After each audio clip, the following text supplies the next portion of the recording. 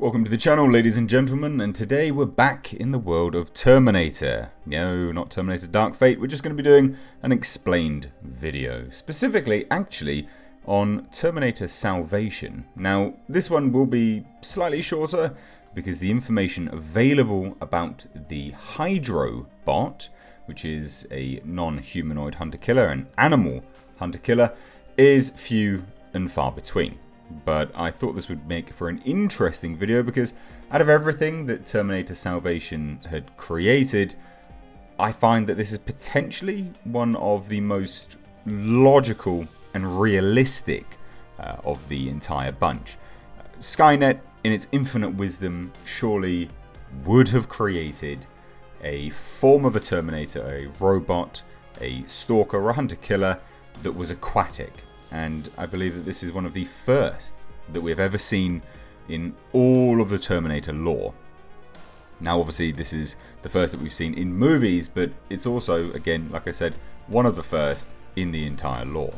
So a Hydrobot is a non-humanoid hunter-killer. And that definition is quite simply any of the hunter-killers that are not humanoid in shape. Now this was produced by Skynet sometime before 2018. And it was essentially an eel-like serpent robot. It had a claw for its head, and it was sent out to patrol waters. If I can liken it to something else within pop culture, it actually resembles an awful lot like Doc Ock's tentacles from the Spider-Man universe.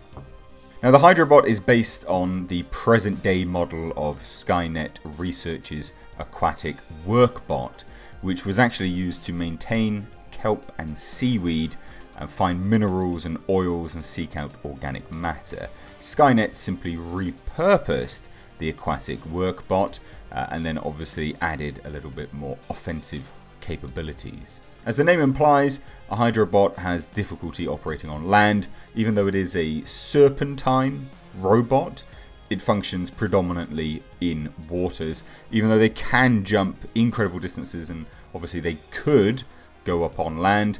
It's not what they're designed for. Now they do have metal teeth which can also cut through metal. In Terminator Salvation, their only appearance, they are seen standing off against some resistance fighters. The resistance capture one to test a disruption signal which they had apparently discovered, which later we obviously find out is not the case. And when Marcus begins his escape plan, this is when the Hydrobots manage to actually jump and attack a chopper which John Connor is using to find Marcus. The chopper crashes and the Hydrobots begin to swarm the wreckage of the chopper, and obviously several of the resistance fighters die. Marcus goes to save John Connor, earning his trust.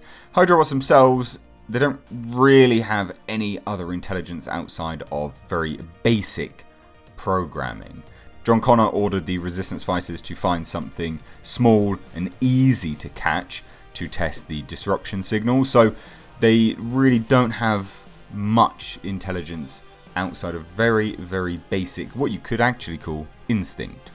Now it's not clear how Hydrobots propel themselves through the water. It's not something which was shown in Terminator Salvation. However, based on the design, it is thought that they have some sort of propeller in the inner part of their chassis.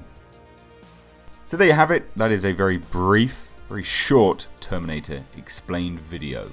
Now over the next few weeks, few days, there will be a few of these shorter ones speckled in through there. I've been leaving these until last because there's not an awful lot to tackle. There's not an awful lot of information available to go into. But I hope you enjoy them just the same. And I guess it's almost like a throwback to my older, more 3-minute length videos. But anyway guys, I'd love to hear your thoughts. For me, my own personal opinion, Terminator Salvation and what it included and introduced to the lore wasn't groundbreaking, it wasn't horrendous, it wasn't out and out offensive, it was just fine. And the Hydrobot itself was an okay addition. Like I said at the start, this is an addition which genuinely made some sense to me.